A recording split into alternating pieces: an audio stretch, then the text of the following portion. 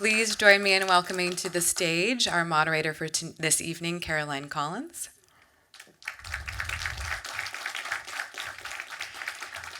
And our special guest who, we could draw some more attention to because it was also her birthday on Thursday. So please join me in welcoming our birthday guest and filmmaker, Zeinabu Irene Davies. Welcome.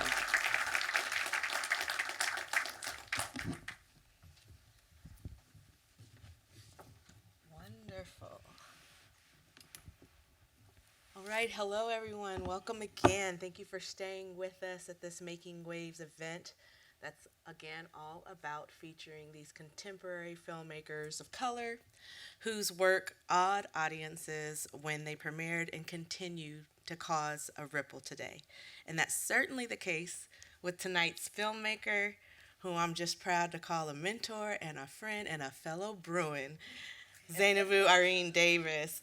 It's such a pleasure to be joining you at this Q&A tonight. So first, I have to start with this, just on a visceral, purely experiential level, how did it feel watching these two films produced early in your career, as you sit here now as this experienced and highly influential filmmaker? Dang. One word. But it's very cool and special to be able to show the film to, and it looks so good. It looks better than it did as a film. So it's like, oh my gosh, restoration, yeah. That's, that's the thing. So, and I'm just like really pleased because my family's here, and um, they, Jean Gary and Valerie, um, they were the kids that were in the Watts Towers. And now they have kids that are old enough to see them. And I heard that Owen was laughing at you, Jean Gary, the whole time. You want to wave so people see you? Thank you. Thank you for believing way back then. Thank you, Valerie. I'm sorry, Valerie, I'm outing you. You got cut. He was in the very first scene, and he wouldn't listen when I was directing him. So he didn't get asked to be back in the last scene, which is the kids going around. So, sorry, bro. But you are in that first scene. And I think, is Max here? Jerome, Max here? Oh, there he is. Yep. He's here. He played the mean boss of Vince. So thank you, Max, for being here. Yay. So um, it's really interesting to see the two of them together because it really, that was it's my third film, but it was my first narrative effort. And it only got made, I talked a little bit about the obstacle of it before we started, but it really only got made because of the efforts of the folks who were here, who were part of the LA Rebellion. So Charles Burnett, whose film played last night, Killer of Sheep, Charles was my cinematographer, and Julie Dash and Arthur Jaffa were my next door neighbors, and Julie did makeup for me, and AJ did grip and gaffing work for me. So it was only through them that I could actually deal with getting through. And the LA Rebellion ethos was all about creating a community so that we had each other to make these films. And so that ethos of using our communities to make our films, because we don't have the Hollywood funding, we don't have the big bucks, but we have each other. And so that's what helped me to make both Compensation and Crocodile Conspiracy. So it started way back then and it continued to, through the feature film too. I'd love for us to kind of go back to that particular beginning? As you mentioned, I know you had made some films before, but this first narrative effort, Crocodile Conspiracy, can you take us back to that time? You mentioned again you're at the tail end of the LA Rebellion. You know, it's '86. You're here. Girl, you know I'm gonna talk about you because people keep saying it's the tail end. It is not the tail Okay, end. so yeah, The tail so is still continuing. Hello. okay, yes, that's right. Yeah, first unpack that too. Yeah. Yeah, let's unpack that. Yeah, because Yeah. what we have that misconception that because we like to put dates on things, right? Exactly. Yeah, but why is that really important for us to understand that the LA Rebellion continues and is alive? Because the makers are still making works, and if it doesn't work at UCLA anymore, maybe that ethos actually traveled over to USC. God forbid, but maybe it did. Yeah, yeah. Facts. Yeah, You yeah, know? yeah. Okay. Yeah. So it's '86. You're in the midst of this movement. What kind of filmmaker did you think that you were at the time, and why was it important for you to tell that story at that time in that particular way? Okay. I think it was particularly important for me because I was doing activist work outside of school. I was involved in the Venceremos Brigade, and I had traveled to Cuba probably in 84, 85. No, it had to be 84 because I shot this film in 85, so it was after I had come back from that trip. And Mark had already gone a couple times before, and my other good friends, Doris Awanda, who sings in Compensation, and Pierre Desir, who shot Compensation and Cycles, they had all gone. So it was important for me to use whatever media vehicles that I could to kind of illustrate this tension that you couldn't really go to Cuba unless you got invited through a special invitation, or you were there to go to do research, or you went through an educational group like the Venceremos Brigade. And so I wanted to talk about that, or at least illustrate that in some sort of like form of media representation, because we don't have those media representations. We didn't then. We just really kind of starting to have media representations of Afro-Latino women now. So this is 38 years ago. So Yeah, I mean, I'd like to talk a bit about that. It seems to me that so many of your films are really dealing with black women and intersectionality. Even before that was, in the cultural zeitgeist, you have in Compensation, you've got black women who are deaf. As you mentioned, you have an Afro-Latina in Crocodile Conspiracy. Was that something that you were really cognizant of, that you wanted to make sure that you were portraying black women in all of these complexities, or were these just simply the narratives that you felt called to tell, or was there some complex intertwining of those stances? I think it was more of a complex intertwining of those stanzas because the mission was always to make representations of black women that you didn't see before. And so that was important to me. In the 80s when I started out, I did not see black women in the films other than Whoopi Goldberg. That was pretty much it. So I wanted to keep making representations of women that we might see in everyday life, the quotidian. And that was what I wanted to really try to focus on. I never saw people look like my grandmothers or my aunties or whoever. And so that was important to me. But I wasn't working in a vacuum.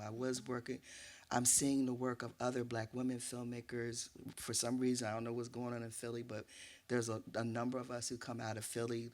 Cheryl Dunye, Ayako Shanzera, Tanya Hamilton.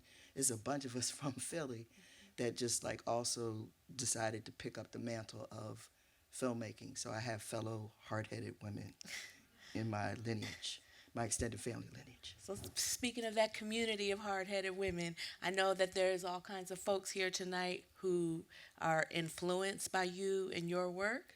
Could you speak more to the folks who were influencing you?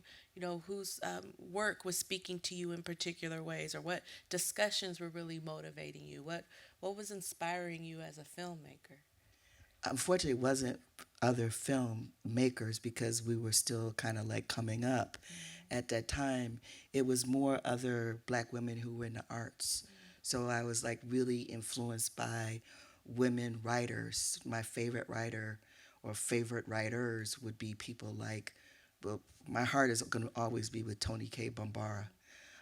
But Alice Walker, Toni Morrison, and then we would also look at like performers as well, so like dancers like Catherine Dunham or, whoever, women who were in the arts that also, you know, spoke our language. Entezaki Shange, Color Girls, that was like major, for many of us. So it was borrowing from other women that were in different fields to kind of influence the work that we wanted to produce and make. Were there folks who weren't professional storytellers who were also influencing you in ways where um, did you come from a family that was telling stories in certain ways or in your Yeah, I think community? so. I mean, now that I look back at it now, yeah, definitely my grandmothers on both sides of my family um, were storytellers and very good storytellers. My father was, oh my goodness, he was definitely, supreme storyteller, and my father's brothers also, you know. My uncle Pootie was the mayor of North Philly, the unofficial mayor of North Philly, because he would regale people with stories, and he knew everybody on the street, so on and so forth. And if he packed a gun in his side, and if somebody was on the street that wasn't supposed to be on the street or doing something wrong, you like, and they be straight.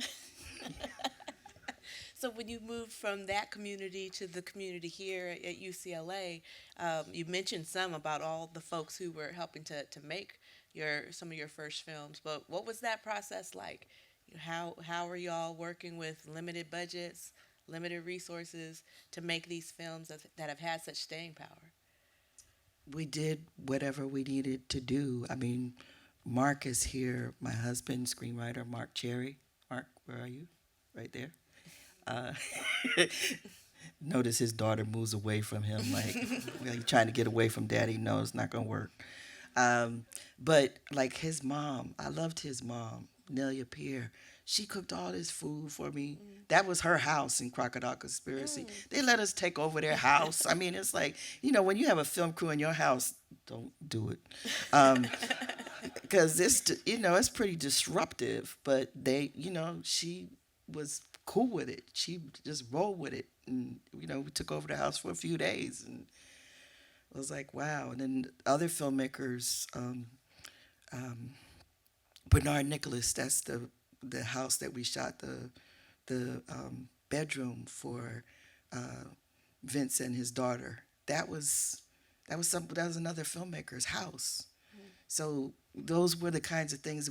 Use the resources that you have to make the things that you want to do, the stories you want to tell. Where'd you film the Cuba scene? Um, San Pedro and Santa Monica. That's wonderful. Um, Moving on up to compensation. So we're 13 years between the two films. Okay. I'm not good at math. That's Yeah. why I'm a filmmaker. So, you know, once you got to that film, how had you changed as a filmmaker? What parts of the production seemed different?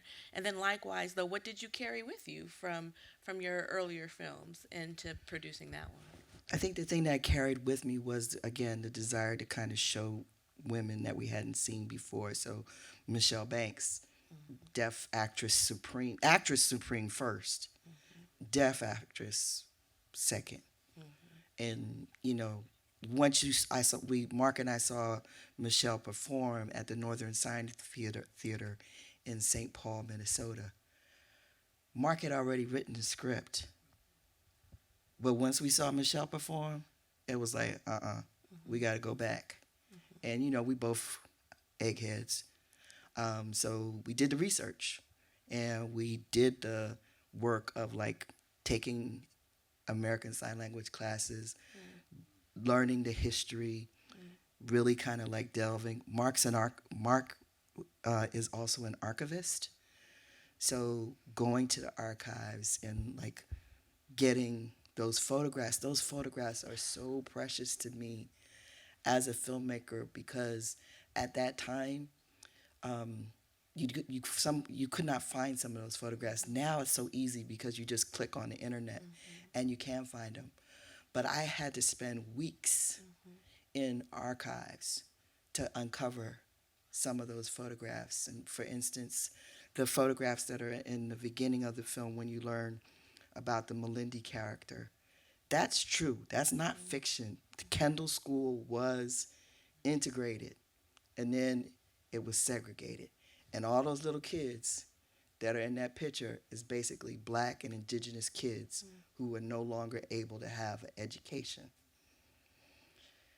So, that was something that we wanted to make sure. And then, when we were at UCLA, my buddy Carlos from UCLA Film School is here. Where are you, Carlos? Right here. Another amazing filmmaker. We both have short films. I'm looking forward to be. His is called The Killing Floor. When's it going to be screened next? Here? July, LA Live. See this man's film. He's a master filmmaker, right? So just having these kinds of films is so important because we are telling stories of people we know or stories that. I'm sorry, I got distracted because I just have to talk about your film publicly. I saw his film like a month ago at the San Diego Latino Film Festival. The one thing this brother has done for the last 30 years, his characters are so genuine and gentle. The way he tells stories, hopefully is the same way we tell stories too. There's something about that intimacy that you ain't getting in the Hollywood films. I'm sorry. You get it in our films, the independent films. And I think that's really valuable, and people need to remember that this is where you can see the soul of cinema. Yes. We're pushing stuff, baby. Yeah. Yeah.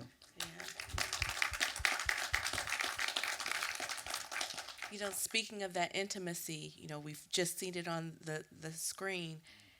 How did it play on the page from Mark's script? And how did that first come to you? Did he already know that it was something he was going to be asking you to direct? Did y'all know from the very beginning that he was going to be writing it? Can you tell us a bit of the origin story of Compensation? You should be answering this question, not me, but he's up there, so he ain't gonna come down here. So he gave it to me as a gift. I was away, and then all of a sudden I came back, and there was a script laying on my side of the bed. So maybe was it a birthday gift? I don't know, but I don't remember exactly how it came to be. But yeah, I mean, the intimacy that you see there, I mean, you see that when you see my other films too. Powerful Thing, the same kind of thing. He also wrote that as well. So it's part of what we do. We want to see black people loving each other. Hello, whoa, what a concept. It's still a concept for people now. So it's like 40 years later, it's still the same daggone thing. Yeah. You don't see it the way that I wish we would see it. We don't see it as often as I wish we would see it. When you all were doing that initial research and going into the archives, were you doing historical research for, production design? I mean, I saw, you had the crisis there and costumes, or did you also know that you were going to use those images narratively to actually be part of the film? Mark wrote a 28-page script. It turned into a 90-minute movie. And it moved that way because of those photographs. Those photographs really were like another unsung character that actually came to life as I did research in the archives, because the research in the archives, I was teaching at Northwestern at the time, so I was really doing the archival work. And again, this is not when there's the internet, so you have to physically go to the archives. So I was doing that during the summer months, going to Library of Congress, going to the National Archives, just to kind of like find that work. And it was because I wanted to recuperate our images from the turn of the century. Because I had been bludgeoned at UCLA Film School, and I finally got back to where I was going, Carlos. We had to watch that piece of garbage, the D.W. Griffith movie. Oh, Birth of a Nation. Yeah. See, I didn't even want to say the title. Right. But we got bludgeoned with that in film school. And the professors would be showing it, and it was like, oh, this is the greatest film ever made, blah, blah, blah. And it's like, no, it's not. Griffith did better films. Why are y'all putting this one up, and then y'all don't even talk about the race issues in the film? What is that? So, we're traumatized by watching that film. Why? So I was like, okay, well, let me do my version of a black silent film. So, I mean, building from that, so much of your work seems to deal with these notions of time, with the two that we saw tonight, Willa's both looking back to her Cuban heritage and looking forward to the possibility of visiting her father's homeland and a possible socialist utopia here in America. And of course, all the interplay with time that you have in compensation. Why is it that your work seems to be drawn to thinking about past, present, and future?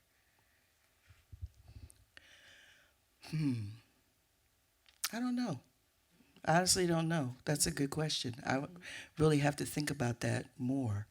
But yeah, it's more about communication for me, like the idea of how we communicate with each other. And maybe that is because it's about being frozen in time or not being frozen in time. And then how can we communicate across different, different places, different times, different dimensions, Like I feel my mother is really with me tonight. It's like, hey, Mom, what's up? So it's like, she passed away 39 years ago, but I feel her really strongly today. So I know she's communicating with me because Amanda said Davies, which was the way her name was said, So I was like, okay, boom, So I think time is kind of like, it's a construct, but like, what is it really? And how do we imagine it? So I think that's partly what is influencing my work in some way, shape, or form as well. That's really beautiful, and I'm glad she's here with us tonight. Yes. Yeah, and thinking about past and present and now future. What's on the horizon for you? What's up? What's next? Really excited that you asked that question. I'm very happy to tell you that after 23 plus years, more than that, I don't know, remember what it is. I don't do math really well. I finally have another narrative film. It's a short. I can't afford a feature. But it is called Pandemic Bread, and it will, it's a story by a Filipino author based in San Diego, Mari V. Sullivan, and Mark adapted into a screenplay, and one of my producers, Nikki Evangelisti, is here, and one of my actresses, Becca Godinez, is here, and she sings and performs in the film. So, Pandemic Bread is the new film, and it will be screening at the Los Angeles Asian Pacific Film Festival next month, world premiere, Thursday, May 11th, 8 o'clock, LA Regal. Okay. So I'm really operating on a very small amount of sleep because we have to finish the color correction. Oh, my colorist, Adrian. Where are you, Adrian? he has the drive. So we have to finish working tomorrow. So, yeah. So can we show? Yeah. We have a special treat for you. Y'all are the very first audience to see the trailer, which we finished last night at 9:00. So we're going to see the trailer for Pandemic Bread, which is 1 minute, and then we'll see the first couple of minutes of behind the scenes documentary about the making of the film. Thank you. If you could roll it, please, Jim.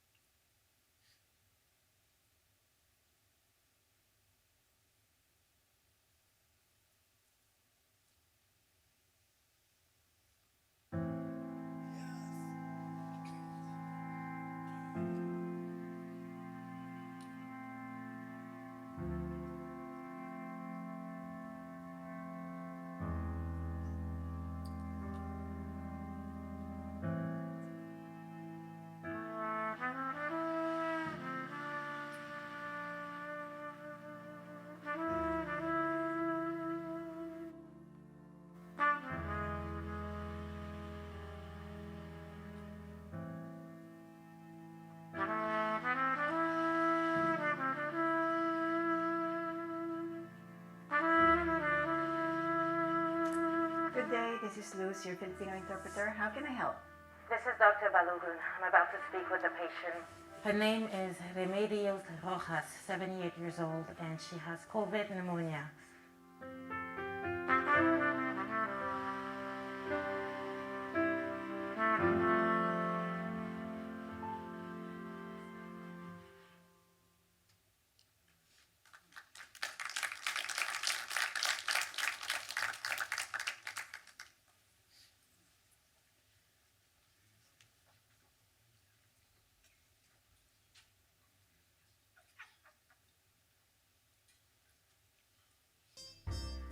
My job really was to figure out how we were going to fund this so that Zeinabu had the chance to make as beautiful a film as she wanted.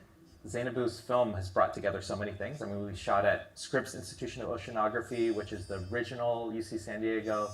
I thought I was coming onto set as a PA, so I was like, okay, I'm ready to do the grunt work, make me run around, whatever. And then they were like, no, I think you should be like one of the producers. And I was like, okay, what do they do? And then they kind of walked me through everything. Nikki took me under her wing, and then Reed took me under her wing as we were figuring everything out. I'm forever grateful to Christina and to Selena because when we were hiring other people, they made sure that whoever we had on board was like really knew who I was and knew about the LA Rebellion filmmakers and knew about what our ethos was in terms of how we were going to produce and how we were going to go through production. When I think about Zeinabu's directorship, you know, running a cast and crew in a set, I think about Afrofuturism because Lawana Richmond, who is the founder of the Afrofuturist Lounge here at Comic-Con, is also here at UC San Diego. And she says Afrofuturism is not just like the mirror image of white supremacy, right? It is actually an inclusive vision for the future. And I think that that is the Black radical tradition. When we were, location scouting, I was just kind of like filming, and I just, was just asking questions just because I wanted to learn and I was just curious about things. I guess I asked about specifically like the colors of different rooms. And I'm saying I guess because I don't even remember. Like, I was just genuinely curious about everything. That's when Ree saw that, like she kind of whispered to Z. She was like, Mariah should be art director. And then Ree emailed me and was like, hey, like, what do you think? And I'm just like, yes. I mean, I don't even know what that is, but like, yes. I gotta give huge props to Z just for opening this opportunity to students. It's so dominated in the industry by, so being given the opportunity to work with this many like POC and women in power is just insane. For me,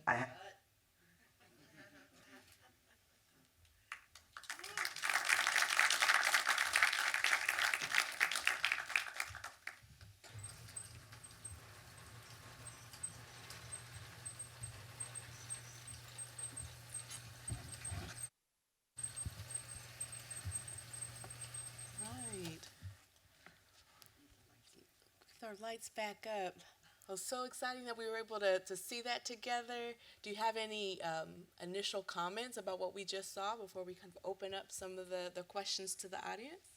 It looked good. Yeah. It looked good. Yeah. Becca, you look beautiful. I can't wait for you to see it. Yeah, me too. Well, we'd love to open it up to any audience questions. I already see some hands going up. Okay. There are folks circulating with mics? Okay, there we go. Thank you. Appreciate it. So I know intellectually we think of the archive as a sort of maybe far off space or sort of like capital T, capital A, and so much of what's important about the archive I think is what's not in the archive, and I'm wondering how you navigated that in storytelling. I'm particularly thinking about compensation. I think the archival bit was so strong and present there. I'm wondering what was important to you in terms of what you found in the archives, but also what you didn't find. Wow, that's a great question. You must be a graduate student, right? Yeah, you were kind of out of yourself. I know. I think what's not in the archive is enough of like our everyday worlds. We still don't have enough of that. I mean, I think it's getting better. I think that there are more people that are understanding the power of preserving their family images and making sure that's available for other people. Like, obviously it's important for your own family, but I also think it's important for our communities in general. So you have amazing people like Jacqueline Stewart, who's now the head of the Academy Museum, starting things like, home video projects, and even Thomas Allen Harris, his family talking pictures, going around collecting stories and photographs from people. It's so easy now because we have these little powerful things in our pockets called phones, cell phones, and they can take pretty doggone good images. You can make a film on your cell phone if you really wanted to. And so that makes the importance of documenting who we are, what we did, and where we were even more important, is we need to hold on to those things and make sure that they get preserved properly so we can access them. Does that answer your question? Kind of, sort of? Yes, I love the Black mundane. Mm-hmm. I do.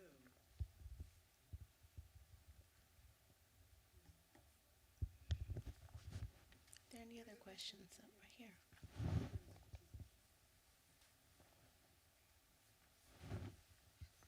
Ooh, look at those quick knees. I wish I had those quick knees. Thank you. Love your sister. You've been initiated. Are you in here in IFA? No, I'm not initiated, but I do practice IFA. I was just thinking, before the film started, you kind of challenged us to take a look at then and now. And particularly interesting, your archival, your historical. I was answering the question for you regarding the past, present, and future. It's entirely possible that your knowledge of IFA, because there's no difference, no distinction, and very meaningful to see this at a time when we seem to be going retro, ignorance, and to see your film requires quite a bit of knowledge of history and knowledge of disease, knowledge of spiritualism, and I don't think you could have gotten a whiter Jesus on that cross by the front door. You noticed that, huh? We've got one right here in the middle. Ife! Hey! I know since you brought up Ife, I was like, well, I guess I should say hello Right here. hello. Hello. But I just want to tell you I love you. It's my auntie. Yep. And This my niece, extended family niece. Her dad is one of the LA Rebellion filmmakers, Iverson White or Ade And Olatunji. last And she's frame. also a filmmaker in her own right, a very powerful ethnographic filmmaker. Yeah. Thank you, sister. Yeah, so I just want to say you've been an inspiration to me. And so, like you said, the LA Rebellion continues, and I appreciate you, and I love seeing your work. It's awesome. Thank you. Thank you. The LA Rebellion continues through you. It ain't dead. It ain't over. That's why I gotta keep correcting these scholar types over here. We like our historical periods. Mm. We got one right here. Hi. My first question is a historical one. I just realized I'm a little bit ignorant. And it's really about the actor. So we have that main actor who shows up in both films, which I think is just really interesting. And my first question is just, what was that experience like of working with him over a decade? And yeah, so that's one. But there was a historical question here. In the first film... I'm old. You let me please answer that one, and you Okay, can ask yeah. the other one, because I will forget by the time. Thank you. Let's start there. And plus, I love talking about John Earl Jux. I love John Earl He's Jux. I love fantastic. John Earl Jux. Period. Full stop. That he's my muse. If I could cast him in every movie that I do, he would be in it. I love that man. He's such a powerful actor. His performances, he just nails them on the first take 90% of the time. He is amazing with working with people who are not actors. In Compensation, the guy who plays his best friend is, I don't know if you can tell, that's the lighter version of me, that's my brother. Kevin. So John was supposed to be coaching Kevin to do his scenes, and then Kevin just came on the set and nailed them. And that's the only time I've ever seen John not be able to remember his lines, because Kevin nailed the scene on the first take. And John is usually the one who's this was Michelle's second film, and she hadn't been in a feature film before, but John learned sign language, spent a lot of time with Michelle getting her ready for understanding how she was going to have to be on camera. He was very cognizant of making sure that he didn't block her signs when she was signing with her hands. And he has been unfortunately underutilized in film. You don't see him as much as you should. But he's been in at least 5 of the 10 cycle plays of August Wilson. So if you've seen Gem of the Ocean or Piano Lesson or all the others, he's in there. Is Jamal here? Jamal Jux, are you here? No? was hopeful that one of his sons might come and see the film tonight. But John is in New York, and he regrets not being able to be here with us, and Michelle is in DC. She has a group called Voices of the Creative Arts, which is a company, a theater company, that's specifically dealing with providing opportunities for deaf talent. She was here. She got a few roles. She was on Girlfriends and a couple TV shows, but as usual, work dried up, and so she went back to her initial love, which is theater. So she has her theater company based out of Washington, D.C. And John goes back and forth between doing TV shows and theater. So last year he was on Broadway in Birthday Candles. He's in something now, but he ain't saying what it is. So I think it's like, non-disclosure agreement. He can't talk about it yet. So, but he's doing something. But I'm hopeful that this summer I will be reuniting John and Michelle. I have a new project that I'm doing called Stars of the Northern Sky. And Michelle would play Sojourner Truth, and I think John is probably going to play a Union soldier who has a friendship. It's not going to be a romance. It's just be a friendship with Sojourner, because we don't know much about Sojourner. All we know is ain't I a woman? But guess what? She didn't really say that, which is why I want to do Sojourner. Because I want to talk about the things that she did do that we don't know about, and how much she did influence American culture and history. She sued the United States government 3 times, and one of the times was to get her son Peter back from slavery. He had been enslaved illegally, because Sojourner is not from the South. She's from the North. She's from New York. And another time that she sued was to get Union soldiers who fought, black Union soldiers who fought on the side of, the Union, to get their pensions and rights that they were supposed to get, that they didn't get after the Civil War was over. So she did a lot of stuff that people don't really know about, but she's powerful. And we need to know more. And who's more powerful as an actress than Michelle Banks? I'm sorry. Hello. So. Okay, what's your other question? That's great. I do want to note, it was obviously very quiet. It's a film. But that one scene where he says, let's bake bread together, if a pin could have dropped, I feel like that was when it dropped in the theater. And I love the intimacy between them. I've noticed that the kiss seemed like a real kiss, but not a Hollywood kiss, like a full-on tongue in your face. And I appreciated it, because I feel like I never see that really on screen, and definitely not with Black people. The second question is actually about history. He was so vehemently against his mom going to Cuba, and he himself then is part Cuban. And I just wondered, why was he so angry? I felt like there was something happening at that time that had to be so specific that I just didn't really have context for. And so I was wondering if you would speak on that. No, I think it's, the tension that exists in a society. Cuba is this it's a place that's forbidden, and you can't really talk about it. And, unfortunately, there are folks here in the United States that are very, protective of the Cuba before Castro. And so I think I was trying to allude to some of that.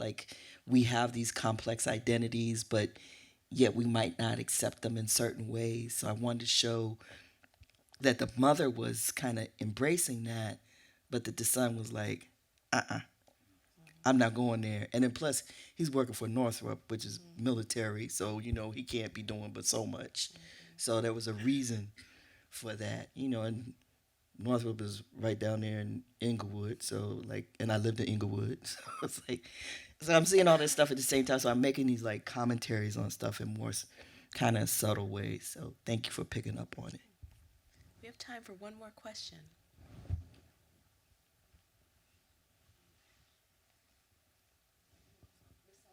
Back to the top.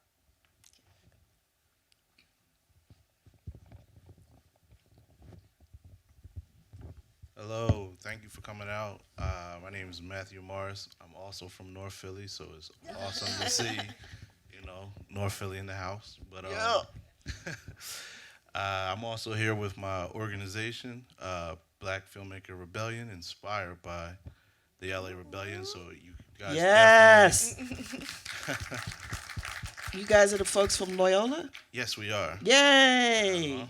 Thank you for coming. No, it was he doesn't need a microphone. Yeah, I can see. It's a pleasure being here. I just wrapped on my grad thesis, so I'm fresh in the finishing Congratulations. state. Oh, thank you. You guys, you make films that are very intentional. They have a lot of commentary. I try to do that. I'm wondering, with time, does your perspective change on the commentary you have, or does it remain the same kind of, and just build upon that? Dang. Woo. LMU ain't playing. They sure ain't playing. Dang. Woo. Dang, bro. I don't know what to say. No, of course I know something to say. No, if I'm being honest, they do change. It does change over time because there's stuff that you do that you don't see that you did. Like I was cracking up because I've seen Compensation 3 times in the last couple of months, and I was like, oh wow, I had her making bread back then. I got this bread thing going on, pandemic bread. Oh my God, it just never dawned on me. And so it's like, whoa. And then it's like the next film is about COVID. It's another pandemic. It's like, girl, please, can you do a romantic comedy or something? Because why all your movies got to be about pandemics? What is that doing? What is that talking about? So there's some things that I don't necessarily know, but I'm doing a lot. We LA Rebellion filmmakers, we make films that are not popcorn movies. We make films that are cappuccino movies. So we want you to talk about them afterwards. I don't make films that often. I'm putting every dang on thing that I can into this sucker. So I want it to be layered as possible, because I don't know when I'm going to get a chance to do it again. It took me more than 25 years to make a narrative. So it's like, am I going to get to make one again before I'm 80? I don't know. Maybe. Maybe not. But I'm trying to just put as much as I can into the work to reflect the times and the situation that I see before me in the work. And, as you get farther from it, yes, there's other things that make you think about it. Like with Compensation at that time was really important for me to talk about HIV, AIDS among Black women, because in Chicago in the 90s, there were a lot of sisters who were passing away, and we just weren't talking about it. And so this was a way to kind of at least hopefully begin that conversation, or at least bring it up, if not actually do it. So things like that were intentional, but now that doesn't seem quite as like the thing that I need to talk about when I'm talking about audiences now. It's different. So it's just the films kind of reflect the times that they were also made into as well. Thank you. That was a wonderful question and answer to end on. It's been quite a night. We want to just thank everyone for coming out. Thank you to Amanda Salazar and everyone at UCLA Film and Television Archive. Much gratitude to the Hollywood Foreign Press Association. And of course, a huge thanks to tonight's filmmaker, Zeinabu Irene Davis. Thank you for sharing yourself and your work with us in ways that continue to make waves. Thank you, everyone, and have a wonderful night. Please come back and see the other films. I'm asking this from you as a birthday present. Please come out and watch independent films in an audience and not just on your phone, not just on your computer. I loved listening to you all when you were here in the audience reacting to the films. We as independent filmmakers need you to do that. So please, please, please come see films in person. Thank you.